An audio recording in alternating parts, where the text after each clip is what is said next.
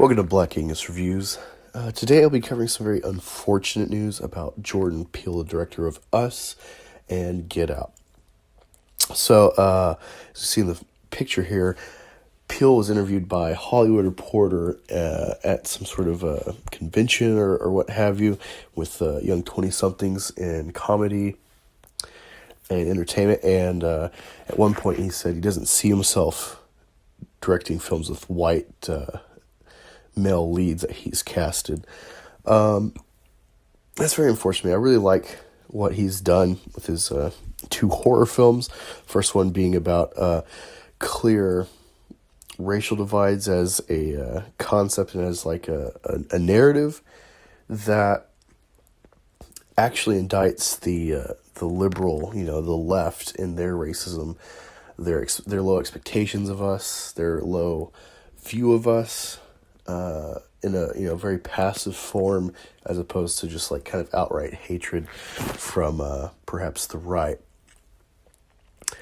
That can happen. I was going to do a video about how good Us was and why it's a film that shows why good criticism, good critics, people devoted to the art of understanding subtext in film, why that's a film like this, why it's important to show the boundaries or lack thereof of what film can say and do.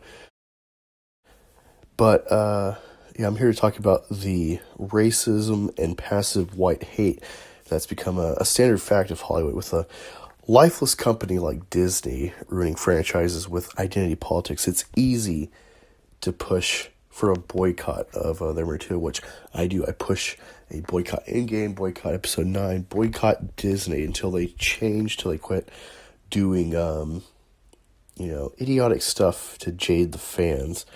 But it's something else entirely for me to push a boycott of something like Us, which unfortunately I would have boycotted if I saw this article, because I'm married to a white woman and my son looks overwhelmingly white, and given this culture and the bad actors being rewarded for promoting this culture of hate off of being white or being male or being straight, I'm very concerned for the future if they succeed, that my son will have to live through, and being judged like, oh, you look white, so fuck you.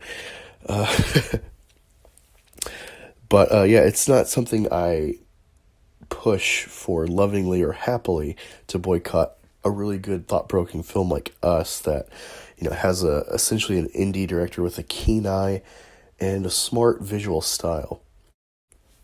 And being non-Disney, I don't like the idea of promoting a boycott against competition of Disney. Disney's a very stagnant company now that is dictating the entire market, it seems. But we have to put this on blast. We have to give Peele notice that we don't stand for racism succeeding. If you're outraged by Brie Larson and her comments of sexism and racism against whites and males, and also it boils down to the bigotry of low expectations embodied in the left and Hollywood in the cinema, all coming from a privileged white woman, mind you, you need to squash it when a black man, who you assume has some sort of insight or experience with racism and bigotry, when he promotes essentially reverse racism or just racism, whatever you want to call it. It's in a broad sense, it's not much different than what Jussie Smollett has tried to instigate, dividing people, bifurcating society off of racial lines. This is how you get white supremacist groups rising, is by telling whitey that we don't want you here. You go hang out with your own kind. And what do you do? Especially, lonely kids that maybe don't have a father in the home. They might come across, something different than gang culture. And this is what can happen. This is why it's so key to squish this now. When I was a kid, we talked about the Klan and what type of sentiment they embodied, how it was almost dead. It's like, oh, that's like the last generation of those type of people that felt it was socially acceptable to, tout their prejudice and stuff. But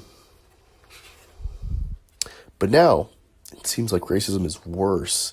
It might be. That's why it's, again, very important to never reward people like Peele and Larson. When they make money, when they win Oscars, it tells executives, make more of this with these actors, with these producers of content.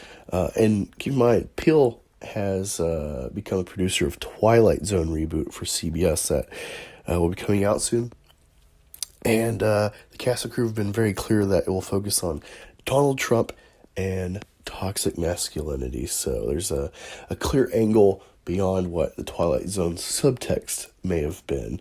So yeah, it's very clear that we need to not reward this production with our views, with our time, and in effect our money. So that's all I got for you today. Let me know what you think in the comments, and I'll talk to you soon. If you've enjoyed this video, be sure to like, share, subscribe, and hit the notification bell. If you'd like to support this channel, consider becoming a patron or buying store merch from the Teespring store. Don't forget to check out the growing list of friends in the Fandom Collective in the description below, and follow me on Twitter @AngusReviews. See you there.